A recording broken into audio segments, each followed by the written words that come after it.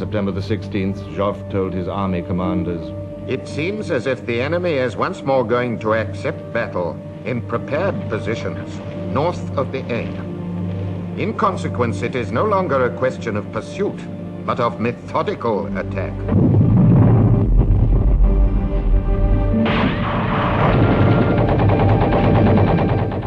Every attack was halted. The Germans counterattacked to throw the Allies into the Aisne.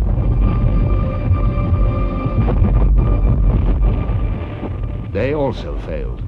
Losses mounted on both sides.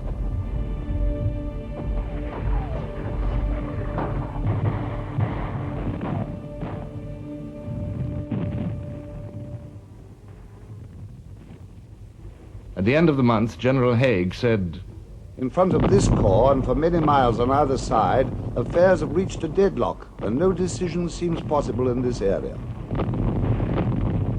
Joffre had already reached this conclusion, so had the German High Command. Simultaneously, Allies and Germans moved against each other's flanks. So the war, which had burned its way southward so swiftly, rolled back northward like a forest fire under a changing wind. The flames fed upon new countrysides, Picardy, Artois, Flanders. This was the race to the sea. All through these days of frustration on the Aisne, by railway, on horseback, on foot, thousands by bicycle, the soldiers of both sides were on the move. Populations which had hoped to be spared were driven before the storm. And in the north, the thunder of great guns was heard again. On September the 28th, the Germans began a violent bombardment of the outer forts of Antwerp. The King of the Belgians, with his army and his government, had taken refuge in this great port. Antwerp was heavily defended by rings of powerful forts, with some 150,000 Belgian soldiers inside them. On October the 1st, the London Times said, "We do not think that there is any need to worry about Antwerp." But the next day, the British government heard that the Belgian army was proposing to abandon the city. The news, says Sir Winston Churchill, seemed not only terrible, but incomprehensible. Churchill himself sped across the sea. He promised the Belgians Allied support and persuaded them to wait. Naval armored cars came up the coast from Ostend, and troops of the newly formed 7th Division, using any sort of transport they could find.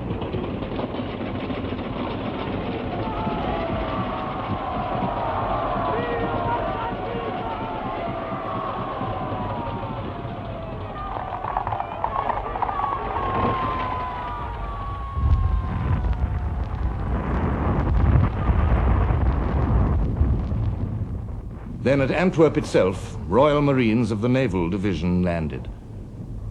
They went into the line at once and were soon under bombardment. Some shrapnel, a few high explosives, and then high in the sky, a train-like rumble and whistle, ending with an explosion in the city of Antwerp, smoke and flames. An old hand said, "Them's Howitzer shells. The bastards must be 12 miles away." At intervals all day, these train-like shells came over and burst in the city of Antwerp. Late in the afternoon, the oil tanks by the dockside were hit. We sat, watched, waited, felt hopeless and useless. For 3 days, the unequal struggle went on. But the Allies had nothing to match the heavy German howitzers which had already battered down Liège and Namur. On October the 7th, the inevitable end was in sight. The Belgian government left for Ostend, and the field army began its withdrawal down the coast. With them, once more, went the pitiful refugees, escaping as best they could, by any route they could, from the German invaders whose cruel reputation had gone before them. The future of Belgium was all in shadows now.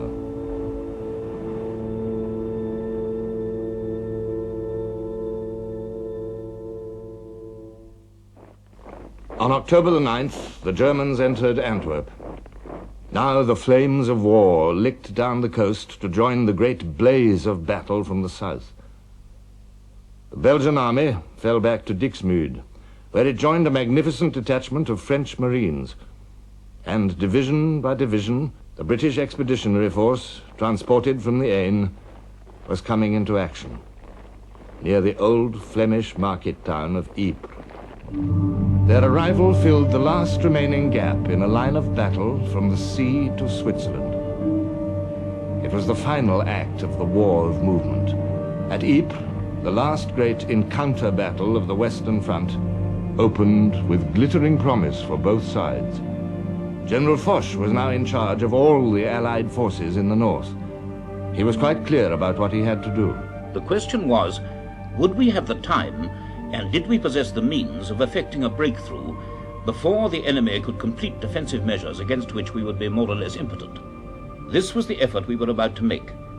It was an attempt to exploit the last vestige of our victory on the Marne. The Germans now had a new commander. Von Moltke had failed, and now Erich von Falkenhayn had replaced him as Chief of Staff. He too was clear about his task. The Allied threat to the German right wing must be eliminated.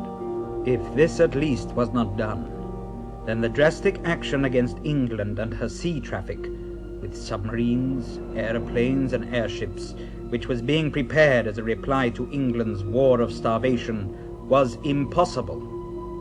It was also questionable whether the occupied territory in northern France and western Belgium could be held.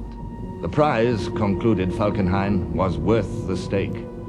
For both sides, the stake at Ypres consisted of everything they had.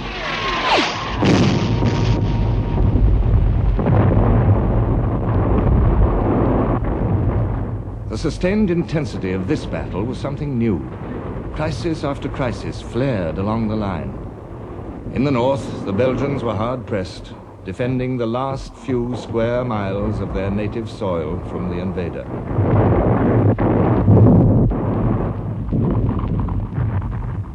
They took a terrible decision: to open the sluice gates of the river Isère and let in the sea over land which had been reclaimed by the labor of centuries.